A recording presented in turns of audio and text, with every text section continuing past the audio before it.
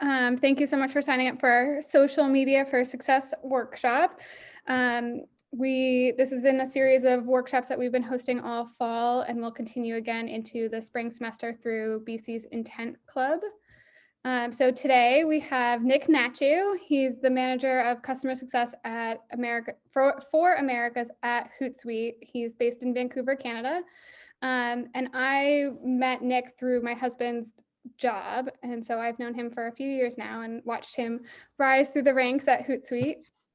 So he's going to talk to us a little bit about Hootsuite, a little about what they do, how important social media is for companies, and what he's kind of seeing in the space and what he's seeing his customers are doing to be successful. And then we'll wrap it up at the end with a Q&A. So just a quick little bit about IntEnt. So we are BC's entrepreneurship club.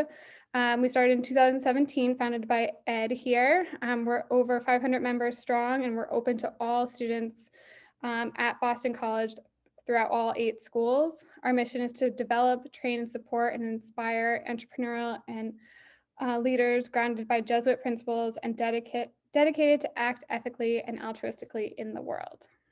We have 4 branches of our club. We have the workshops, which we have here now. We have our apprenticeship, where we partner students with small businesses in the area. Our incubator, which helps our entrepreneurs build, and then there's a big presentation day at the end with your pitch decks and fundraisers. And then our accelerator program. So 4 little pieces of our club to get everybody working within different entrepreneurship levels and with entrepreneurs themselves. So now I'll hand it off to Nick. Stop sharing.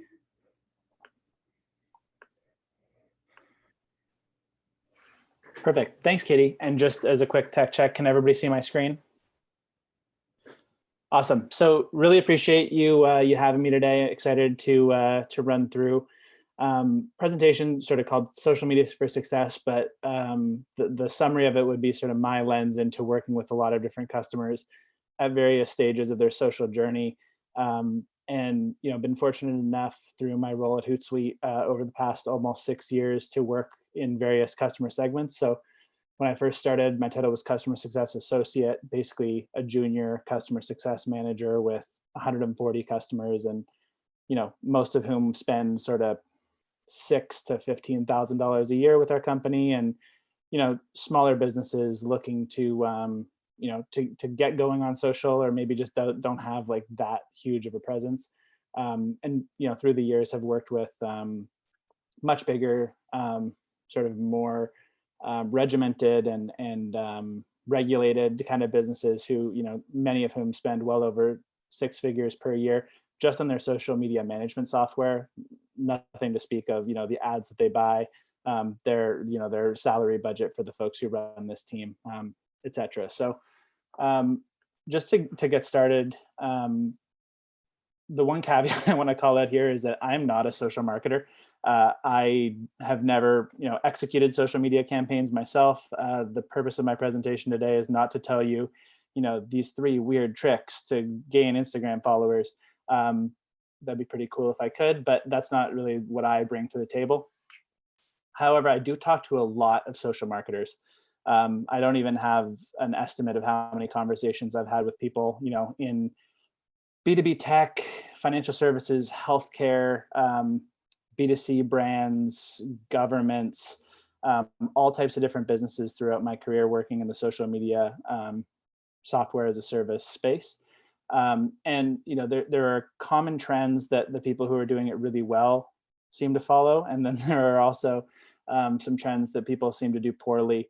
And from the standpoint of building out an audience, building out a social media program yourself, whether or not you're a small business, more of a mom and pop business that doesn't have venture capital sort of aspirations and doesn't want to 10x, more of a just a business that you're pretty happy with the size, or you're just at the beginning of a social journey and you would like to massively grow your audience, massively see social contribute to revenue, things like that.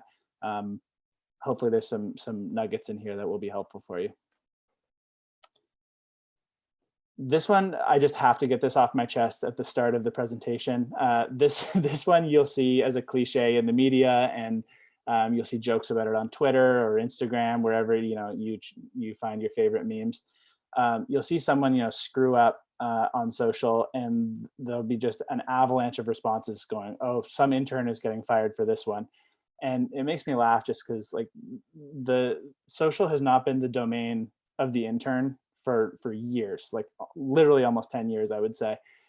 There probably was a time, honestly, a little bit before my time, I'm talking the late aughts, maybe early tens or whatever we call that decade, where PepsiCo literally might have had a social media intern as a part of their marketing team, and that was the person who set up a Twitter account. That hasn't been the case in a really, really long time. Um, Most of the teams I work with, like it says on the slide there, 5 to 10 core social media people. That could be a director of social media. That could be a marketing manager who has that responsibility as a part of her title. That could be PR manager. There's a lot of different titles. Director of comms is another common one. But 5 to 10 people typically at the baseline have social media sort of scheduling, posting, analytics responsibilities. And there's often 5 to 100 plus more stakeholders. We run employee advocacy programs, which basically empowers employee workforces within one of our customers to publish sort of approved content, essentially arming them with content that they can send to their LinkedIn profile or their Twitter account, their Facebook page. And some of those programs have 40,000 people in them. So social is not just some 21-year-old firing off tweets. Those days have been gone for a little while. So early rant over, getting to maybe some more important stuff. One of the topics was sort of around how to build an audience. I'm loath to be sort of that like presenter who just wants to be contrarian and say, actually, don't build an audience. That's not my point here, but it's not a goal in and of itself. Build an audience if that's really important to the business that you're looking to build, but set a goal and work towards those goals. 800 followers on whatever social channel you have might seem meager, might seem like you're in your head you might have a story where that's small time, we need to get bigger, we need to grow. That can be just fine depending on your business. An example, obviously you can see from this deck, very Hootsuite branded. Avidia is a relatively small, regional bank in Massachusetts. Actually, a very, enthusiastic, referenceable customer for us at Hootsuite. I believe they have something like 13 physical branches. They've got 2,400 followers on LinkedIn. They are by no means like a massive. They're not, Bank of America. They're not Citigroup. They spend a meaningful amount of money on social, both with us and just in their program. They invest in it. They empower their employees with it. They've got analytics tools in place. They've got compliance tools in place. They've got social scheduling, social content creation tool. Like they've got essentially our whole suite of tools. They've got user generated content tools to source content from their customers or people who follow their brand. So Avidia don't sit there going, we need to get 10,000 followers on LinkedIn. This is embarrassing. They are tracking, bank account registrations, like how many people have signed up for it. I'm Canadian. I don't know what they're called in the States, but like a tax-free savings account is what we call them, just like investment accounts and things like that. So a huge theme that runs through what I want to chat with you all about today is just setting goals that actually make sense for what you need to be doing and not focus on sort of top line metrics that are less relevant for your business. The next one, I really want to talk about focus. So this isn't obviously a rhetorical question, but I'd love to ask, the group, if anyone remembers Peach, Meerkat, sort of an early predecessor of Periscope, which, also isn't heavily used anymore, got bought by Twitter. Does anyone remember Yo, or does anyone use Yo? There's all these brands or social networks that were really buzzy when they first came on the scene. When I started at Hootsuite, both Peach and Meerkat, in early 2015, had just made a big splash at South by Southwest. And I remember, our customers were asking us, like, how do we get on Meerkat? And, suffice to say, no one's asking me how they get on Meerkat these days. So the point I bring up with that is that we have to strategize where to place our bets. If you start thinking, there's been a lot of jokes around, every single platform has stories now. Like, I don't know if you've seen some of those memes that show like a mock-up of Excel with stories in it now, but like, Twitter just came out with fleets, which is essentially stories. LinkedIn has stories. Like, everywhere seems to be moving towards that. Whether it's TikTok, which has been super buzzy through all of 2020, is a legitimate huge growth story. They're the first real new social network, I would say, that's kind of reached exit velocity since Snapchat way back in 2012, 2015, like I have there. All this is to say, if you're a B2C brand, if that's your aspiration for the business, that you're building, you might have a really young audience. I'm not saying TikTok is not a good channel to focus on, nor am I saying that about Snap. It's a little bit more nuanced than that, but make sure that it is. If you focus on stories on all these platforms, on TikTok, on Snap, as well as Facebook, Instagram, LinkedIn, Pinterest, you're going to spread yourself too thin, and the type of content that you're producing might not scale well across all of those different channels. If you're a really dry B2B tech business with lots of infographics around why co-location is a means to get your workforce working slightly faster and has cost efficiencies and things like that, it's not a great story for Instagram. Like, it's just not that dynamic on that platform. However, Instagram, even for the most boring business, is a really, really effective employer branding channel. So someone who does really, really dry back end sort of software or hardware technology, that's a space I know pretty well from my experience as a customer success manager.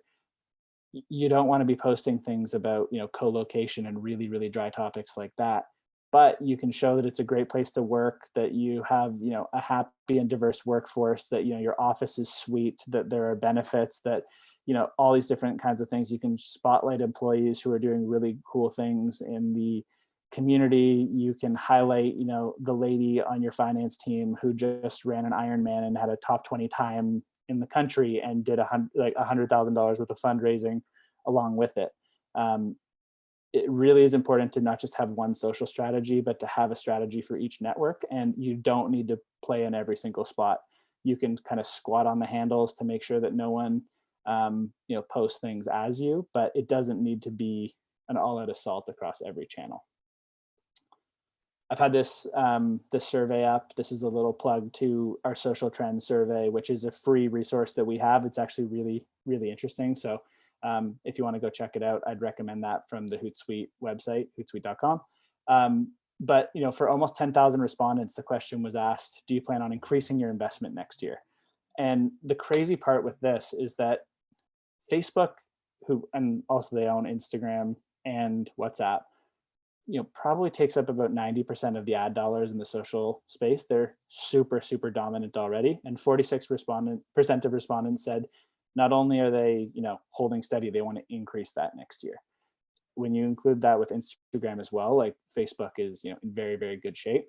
You can see TikTok and Snapchat down towards the bottom with players like Pinterest, WhatsApp, smaller players in the space, at least in the social ad space. So it all goes down to the bottom line message around make sure you're focused on what's going to be a difference maker for your strategy for your business.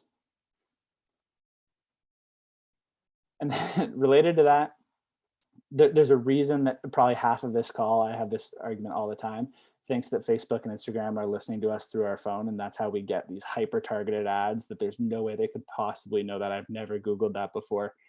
And the fact is that these social ad tools are so sophisticated, so good that they don't need to be listening to us through our microphones. They, if a friend of yours, this doesn't happen anymore, but is in the same room as you, and your friend's on Facebook and they've Googled something, Facebook knows that you're in the same room. They know that you're friends. They will serve you an ad that your friend has looked at via Google. Like, the ad tools are so good that there's a reason that you don't need to be diving into novel newer emerging social networks just because they're new.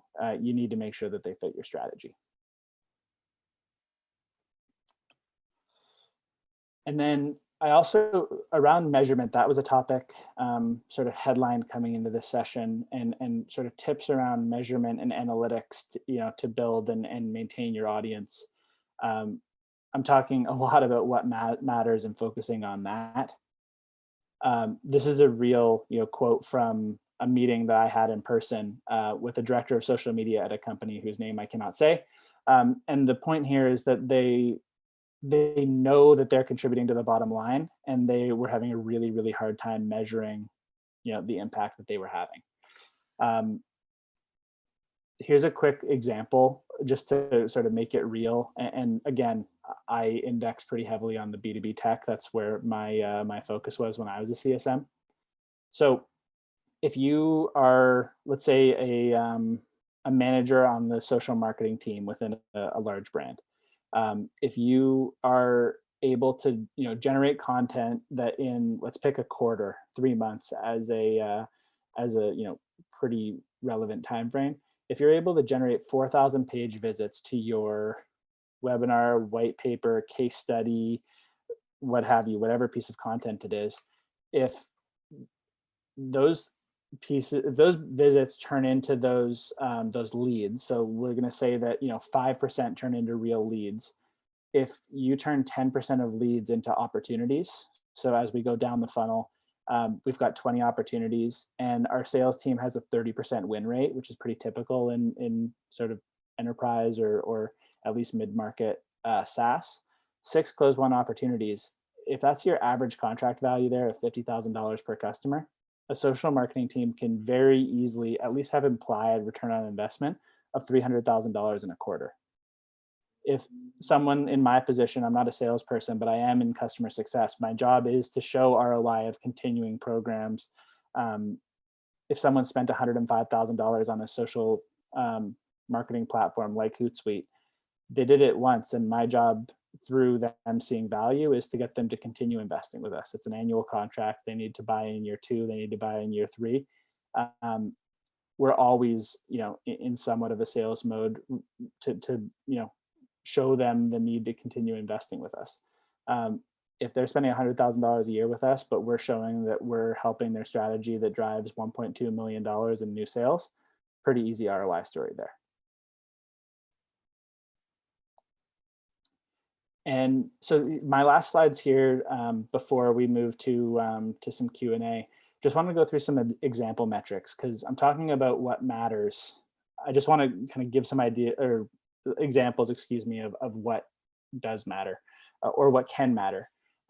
So percentage of web traffic from social using something like Google Analytics or Adobe Analytics. There's also some other emerging players in that space. If you can show that, last year, 1.5% of our total web traffic came from, was driven from social, and now it's up to 6. 4 times of the web traffic being driven from social is a meaningful way you can show how social is impacting the business. From the lens of a business owner, like looking at not just a larger share of the pie, but actually growing the pie from social. We have 40% more web visits from last year, and the big uptick is from social. That's a huge, compelling story, more so than likes and comments and some of what we typically call vanity metrics, because they're just very high level and don't actually tell you very much. Engagement rate is one that shows that the content that you're providing to your audience is resonating with them. So it does lean more on some of those likes, comments, shares, some of those more high level metrics. But just seeing like, okay, we've quote unquote only got an audience of 800 people, but we did get 30 likes on this post. Pretty solid. I actually didn't do the math ahead of time. That probably would have been smart. That's, I think, like a 3.75% engagement rate, like pretty good. I think we sort of baseline really good, being, depending on your audience size, being around like 1% would be a benchmark. So, that's a way of saying that like we're on target with some of our content marketing and our strategy is working here. Another thing that I don't have on the slide, and I just alluded to there, benchmarking is really important. Imagining that you're in a meeting with your VP or your CEO, or maybe you're in that position yourself, growing your own business. The so what test is really important. Like just a completely contextless metric doesn't mean a whole lot. Like 6% of our traffic this month came from social. Great. Is that good? What's our benchmark? What's the level it's historically been? Where do we want to get to? Having an answer to that question is really important. Branching out of sort of the more marketing use case, and I haven't talked much about it or at all about it until now. You know, beyond driving leads and the pure sort of direct revenue way of looking at social, a huge channel that social is used for is customer care. People come inbound to banks, hotels, hospitals, like you name it. Their customers are reaching out to them on social, complaining about a bad experience, or asking for more information, talking about repairs. The list goes on. Average response time, hey, someone reached out to us, how fast do we get back to them? That's a huge element of your customer experience, and that can impact net promoter score, customer satisfaction surveys, things like that, which again, really do matter for your bottom line. Audience growth. So this is just purely like the number of fans or followers or whatever the metric is called, likes on the individual social network. This can be a good metric. My point isn't that like never look at them, but only look at them if growing your audience is truly a goal for your business. So it's not to talk down on how many fans you have and things like that. It's just actually taking the time to develop your KPIs and figure out what matters to you. So that's a rundown of some of the things that are trends that I see going throughout the book of business that my team manages, and through my coming up on 6 years working in the space. It's would love to dive deeper and answer any specific questions that anyone has, maybe related to their business or how they think about this. And yeah, I just wanted to say thanks very much for the time today. Thanks, Nick. If anybody wants to pop their questions in the little Q&A chat bubble, we'll go through and read them for him to answer. Yeah, so just reading the first one right now. Yeah, so the question being, when you want to promote your company, do I suggest focusing on one social media or going through multiple sort of channels at the same time? It's a good question. I think a huge amount of that depends on two things. One, your bandwidth, and two, where you assume your audience is. So, there might be, for instance, that there might be the case there to focus on maybe two, maybe even three. But if you only have, half an hour a week that you picture being able to dedicate to it, keeping it simple is probably better. And then maybe squat on the other channels and say, hey, for the most up-to-date resources, come find us on Facebook, and just kind of have that be like the one tweet you've got up on your Twitter profile or your LinkedIn account. The other thing is that it's typically not a great idea, for instance, to just, if you got text heavy content, for instance, to just like repurpose that to Instagram and just throw up a bunch of text. It doesn't perform very well on that channel, and it's not exactly what people are looking for. So if you have the time and the bandwidth to create content that will perform, which means tweaking content a little bit for multiple channels, it can be a great strategy. But being kind of honest with yourself on that is probably the first step. All right, the next question is, I'm working a fledgling startup. How do we start acquiring followers on Instagram? I'm sure your startup is not that fledgling. I think one of the things, Instagram and other channels that's super important is consistency. Sometimes people get really excited about the idea of building an audience on a specific channel, and they have like a flurry of content, and like I've carved out my Sunday afternoon to start posting to Instagram, and you put up 4 posts in a day and a half, and then you kind of get busy on another project, and then you forget about it for 10 days. The consistency, if you can ever create content that shows up in people's Explore page on Instagram, That's kind of a measure of virality. And as far as I know, the actual secret sauce to get in there is a mystery to everyone. But consistency, kind of paying attention to, other, startups or established businesses that you're looking to disrupt, what content they have that seems to perform. It can be pretty unscientific, but, what do you envision, people in your space caring about? What does your target customer care about? What would be valuable to them? How do you want them to not just passively see your content, but like the holy grail would be actually getting someone to search for you, have content so valuable that they'll actually on purpose seek it out. If you can do that, it's very slowly and then all at once, kind of that story of an overnight success. Thank you. Next question. How should a startup go about selecting a social media promotion company like yours? What parameters should be considered? Yeah, that's a great question. We have a bunch of competitors in the space, and depending in terms of what kind of segment you're looking at, they're actually different. So we are what's sort of a freemium software company. So we have a free version, a pro version, sort of a in between pro and enterprise version, and then an enterprise version. So you could have $0 a month, $20 a month, $100 a month, $1,000 a month, or $500,000 a month, kind of is like the range of our customers. If you're sort of a startup or a newer company, you probably want to focus heavily on ease of use, a user interface that you like, something that you're going to get value from. If you're spending $20 a month or $100 a month, that could be a meaningful chunk of money for a small startup budget. So like focusing on something that you're going to use and is going to save your team time, versus something that you almost use like eating your vegetables. Like, I don't really want to do this, but fine. That would be a big thing. And then I guess beyond that is, does it do what I need to do today? And do I see a path towards it scaling to what I need to do tomorrow and next month and a year from now?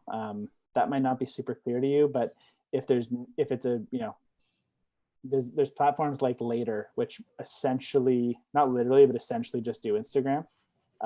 If you focus on Instagram because you're a B2C sort of consumer facing brand, that can work for you now. But then if you grow like you want to and you really have to focus on a lot of different channels, you might grow out of that. So just being conscious of the time and energy it would take you and your team to switch, that can also be a really important consideration. Next question. I'm through chat too. Ed. Oh, okay. Thank you. I'm selling a product but haven't launched yet. Is pre-launch strategy different from post-launch?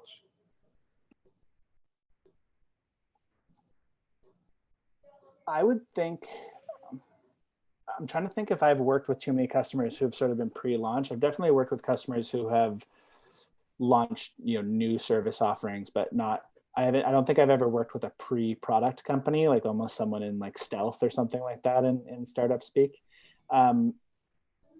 I think pre-launch, just the way I think about it, with just being honest, without a ton of experience in that, is kind of about like building up sizzle and excitement when you like can't be talking too much about what you're actually talking about. You're speaking a lot of like innuendo and like, get ready, this is going to change everything, but like we don't really know what it is yet. Like I think post-launch gets a lot more specific, and but a lot of the brand building tenets and things like that very frankly, I'm not an expert in brand building. I think those kind of are through lines that go from pre-launch to post-launch. So that would be sort of all I've got to say about that one. Okay. How would you recommend determining a social media budget, for example, as a % of revenue?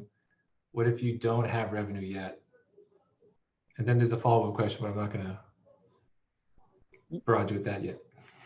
Yeah, I think working backwards a little bit from what your goals are. So if social is a revenue generator, like basically there's three things that, like, if you say you had a CFO, and again, if you're a startup, that might be you as well with like a lot of different hats. But a CFO would basically say that the reasons to acquire software are to make you money, save you money, or mitigate risk. And so if it's make you money, if you are, this is a very general example, but if you're a hotel chain and like you're trying to put out social, content to book hotel rooms, very clear and should be measurable that people clicked on this link, we have tracking to our website, they booked a 2-night stay, that cost $500. We have direct revenue attributed to that, Facebook post of $500. You might be, in a service-based company that handles, if you're an airline, there's probably no startup airlines on the line, but if you're an airline, you might get 10,000 Facebook messages a day of people being like, I cannot believe you canceled my flight. I'm stuck here in Milwaukee. Like, how do you expect me to get home? For those companies, it's not making you money, but you could view that as every time we talk to someone on social and we don't have to field a phone call, we save this much in budget from having to outsource to a call center or things like that. So like there are metrics out there for like cost per touch, for instance. $7 I think is the benchmark for the cost of every time someone talks to your company on the phone. It's typically sort of more like $1 on social. So you can make a lot of those ROI calculations just depending on what your goals are. If you're thinking around like how to allocate a budget for social ads specifically, I work a little bit more in the organic space. I'm not a huge expert when it comes to ads. There's definitely people more knowledgeable than me. But there are industries that have crazy high cost per 1,000 impressions figures, and especially cost per click. Like I think a cost per click in the mattress space, for instance, with like Casper and all of like the Casper clones, I think a cost, like a one click in that industry is like, I think it's upwards of $100, just because like it's very likely someone's going to buy a $1,200 mattress when they actually go through to click on your ads. So whether you are in an industry that has, I think like the Facebook benchmark is about like a $6.50 cost per click. If you're somewhere around there or in the, less than that, maybe, you might have a very different social budget than someone who's in the $100 per click space. So you think that social is kind of investment into customer service, investment into your sales, and not just like a straight marketing platform either? Definitely, yeah. It's a good point and kind of a good summary of what I'm probably trying to get at there, is that I think it was originally viewed as another channel. Okay, yeah, we can have a Facebook page and we can advertise on radio and we can we can buy magazine space and banner ads on websites and things. Like online advertising at this point is basically is a duopoly between Google and Facebook. Not literally, but in effect it is. There's tons of other ways that can impact your business beyond just advertising and posting organic content, looking to make direct revenue. And a huge chunk of it can be the customer experience that you can help create by being a brand that people want to go visit, being being the channel that they choose to interact with you on versus some of the more expensive channels. So yeah, there's definitely a lot of lenses through which you can look at it. Just a couple more questions, and then I think we can call it. So how would you rank social media platforms by cost? Did we already answer that? So like, okay. I don't think we have. So okay. Again, very differing by segment. If you're thinking in sort of the $20-ish a month kind of realm, some of the players in the space, Hootsuite is one, Buffer is another one. Sprout is now a public company based out of Chicago that I don't know if they have anything that cheap anymore, but one that honestly people like quite a bit. I think they started at $100, Nick. Pardon me? I think Sprout starts at $100 now. Look at that, going up market. But so that's one that honestly is quite popular. There are other sort of more point solutions that have grown into more than point solutions. So Later would be an example of them. I don't totally have a ranking. I'm honestly pretty biased. What I know best is Hootsuite, like just to be super transparent. And I don't play around with the other ones very often, but those are sort of the ones where if you look at ones like Not to Break the Bank, that's where you'd start. If you are working more within, this is the wrong audience, this is an entrepreneurship audience, but if you were working within like a bigger, more established company, the enterprise players weirdly all start with S. Salesforce has an offering, Sprinkler is a big player, Sprout, Spreadfast was the other one before they merged with the company, and now they're called Chorus. So the first part of my answer is probably where you'd go to look if you're kind of in that like $0 to $100 a month kind of space. Last question. Do you have any successful case study to talk more about how to use social media to meet business goals instead of vanity metrics? Yeah, so I'm going to be biased again. We have a lot of really good free resources available on the Hootsuite website, easy to find, hootsuite.com. We have a case study section. We also have a really robust blog that's full of content. And so we have a bunch of case studies with partners of ours. There is a case study with Avidia Bank that I referenced earlier. There's a case study with a pretty large healthcare system in Michigan called Spectrum that has a lot of details sort of around how social, helps their, business in the healthcare space. And one of the like kind of lenses or one of the things that it gives you a lens into is that the vocabulary is very different depending on what industry you're talking about. So you don't hear governments and universities and healthcare organizations referring to customers. It's constituents if it's government, students if it's a higher education, patients if it's healthcare. Many of the industries that we work with obviously have customers, but you don't really think about your customers if you're a university. But some universities spend, again, 6 figures a year on their social media management platform.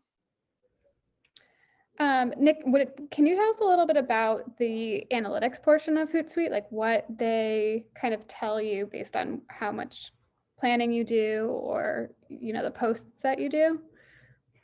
Yeah, and I think I'll like kind of extend this one outside of just narrowly using Hootsuite. To do this, I believe you would have to be using a social media management platform, but it wouldn't necessarily need to be ours. Most of them will have functionality to tag your content with kind of an invisible behind the scenes tag that just lives within the software. And then you can later go into your analytics and slice and dice based on the tags you've added. So I typically suggest to our customers to have an established tagging taxonomy that they use. So you could have every post get a campaign tag. So that could be really simple, winter 2020, a type of content tag like blog, webinar, case study, etc. And, maybe there's, again, this is kind of going more towards bigger business. So I apologize, I'm kind of not reading the room, but if you're like a really large company that has business in many different regions, maybe you'd have a regional tag. So, United States, Europe, Africa, Asia, or like way more specific than that. Like I've worked with companies that would have a Brazil tag if they've got a robust enough market there to warrant it. And then from there, if you want to say, hey, like, we're a tech company, how did the posts that we did or like for the North American market about cloud, how did those perform? And then you can kind of, hey, we posted on LinkedIn about that 25 times in the last 3 months. Our engagement rate on those posts was X, and our baseline engagement rate for the past 6 months has been Y. They're doing a little bit worse. Like, how can we tweak this content to be a little bit more engaging? And again, not just for engaging for engagement's sake, but to tie it back to the business goals and like, hey, we're not pushing as many site visits from these these pieces of content as we want to be. How do we do that so that we can catch up and meet our goals for the year? So really tracking your audience that way too. Totally, yeah. And so trying to segment it a little bit in terms of not just how is everything done, but how can we glean insights from, the performance of what we've already published, and how can we, take that to inform our content strategy going forward. It can be really, really granular. Hey, posts that we send, after 5 p.m. don't do as well as posts we send during the day. People are killing time at work and looking at social. Or it could be really broad around like content topics and things like that.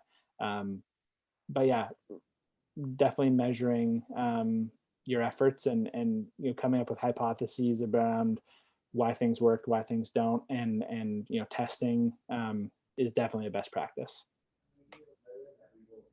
Amazing. Any other questions? Okay, well, those of you that are attending that are in our accelerator program, you've received another Google Live link. So we're going to move over to that link for additional Q&A with Nick for those of you that are in the accelerator program. Thank you. Thanks, everybody. Thanks, everybody. Thank you, everyone. Thank you, Nick. Thanks. Take care. Bye-bye.